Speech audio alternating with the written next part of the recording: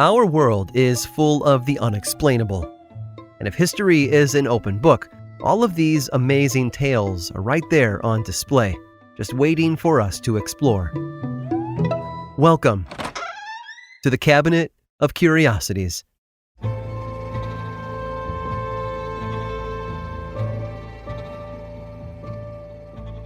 Some guys just feel like they have something to prove.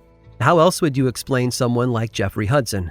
Born in England in 1619, Geoffrey's family worked under British royalty as keepers of their livestock. The Duchess of Buckingham took particular interest in Geoffrey when he was very young and invited him to become part of the family. They were so infatuated with him, in fact, that they thought it would be selfish to keep him to themselves. Months after Geoffrey joined the Duchess's household, he was presented to King Charles I and his wife, Queen Henrietta Maria, at a grand feast in their honor.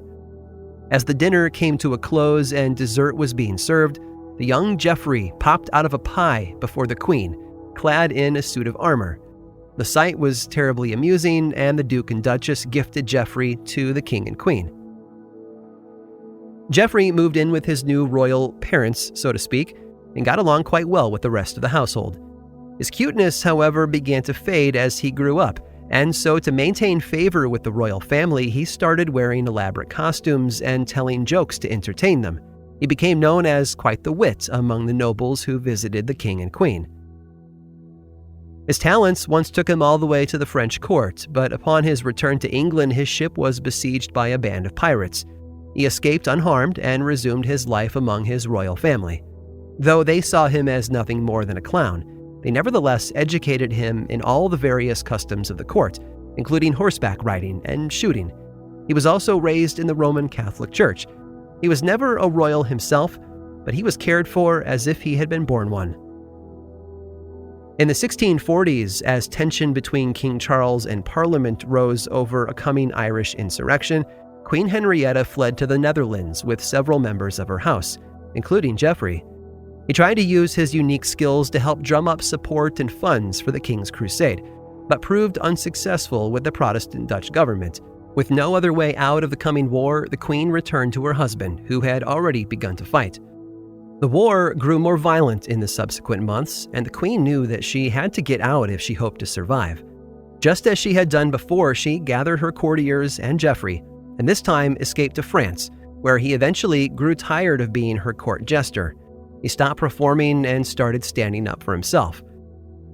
It's unknown exactly what transpired between Geoffrey and the brother of English Baron William Croft when he was there in France, but it had been offensive enough for the young Mr. Hudson to challenge the man to a duel. The Croft brother, thinking the whole affair nothing but a joke, arrived with a kind of 17th century squirt gun, an insult to Geoffrey. When the time came for them to draw their weapons, Geoffrey aimed his pistol and fired at the arrogant Mr. Croft. A bullet hit him square between the eyes and killed him. Unbeknownst to Geoffrey, dueling was considered illegal, and seeing as how he had murdered a man from a very powerful family, he was quickly sentenced to death. Thankfully, at the last minute, Queen Henrietta managed to step in and get his sentence commuted. Rather than hang for his crime, her surrogate son was exiled back to England. Geoffrey led a fairly charmed life, especially compared to others in the royal court. The Queen often looked after him as though he were her own child, and in a way he was. At least that's how she saw him.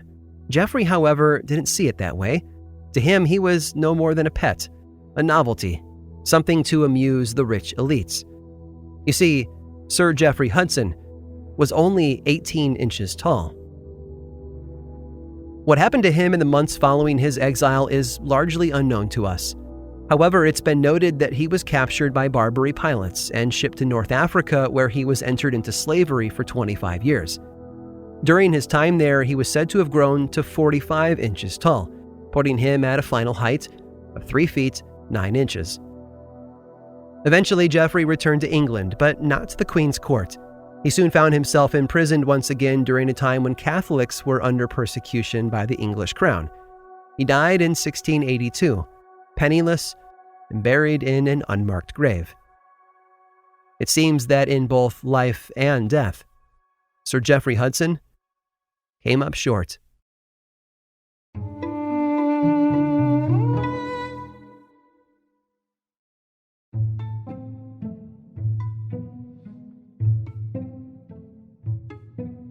George and Sylvia Stickney didn't have it easy.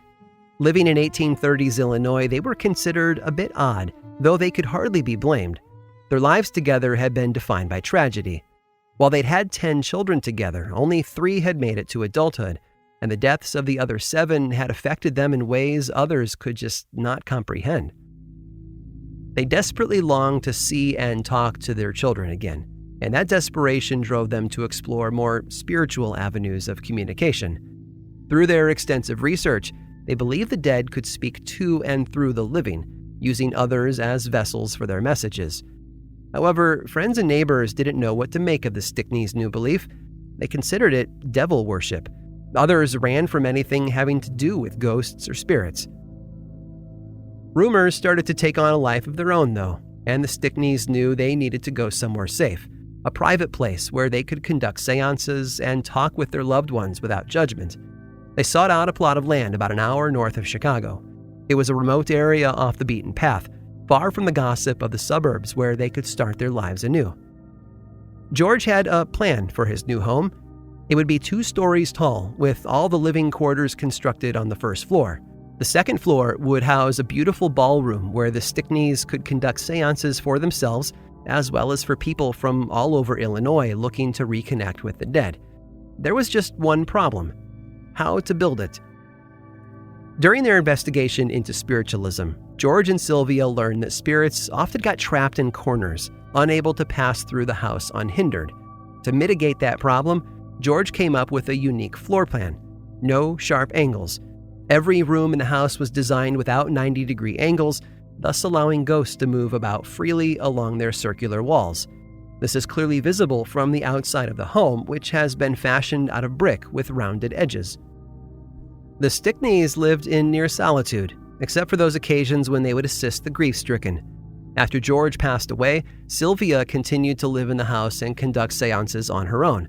She became a bit of a celebrity in Illinois, and even remained in contact with her late husband and their children. Eventually, Mrs. Stickney passed away as well, and the home was sold to new owners. Despite the house's unique design and the former owner's eccentric work, no one ever complained about hauntings or strange happenings. Not until a man named Roderick Smith moved in the 1970s.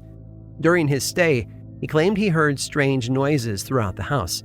His dogs would be found barking at absolutely nothing. Perhaps they saw what their master could not. Over time, the Stickney house earned a reputation as a hangout for devil worshippers who performed black magic rituals to conjure evil spirits. It didn't help that the local real estate ad for the house depicted a woman in a white wedding dress looking out the window. According to the photographer at the time, no one had been in the home when he took the picture. Today, however, the house is occupied by the Bull Valley Police Department, and they have no problem with the home's former owners, nor the supernatural circumstances surrounding the building's history. Although people do still have questions about George Stickney, whose death remains a mystery to this day.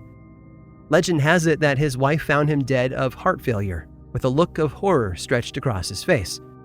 The reason? The architect who designed the house had accidentally overlooked a single 90-degree corner. When George's heart gave out, he apparently saw where he was standing and realized his soul would be trapped forever. I'm not suggesting the architect did it on purpose, but it certainly sounds like he painted George into a corner. I hope you've enjoyed today's guided tour of the Cabinet of Curiosities. Subscribe for free on Apple Podcasts or learn more about the show by visiting curiositiespodcast.com. This show was created by me, Aaron Mahnke, in partnership with How Stuff Works. I make another award-winning show called Lore, which is a podcast, book series, and television show, and you can learn all about it over at theworldoflore.com. And until next time, stay curious.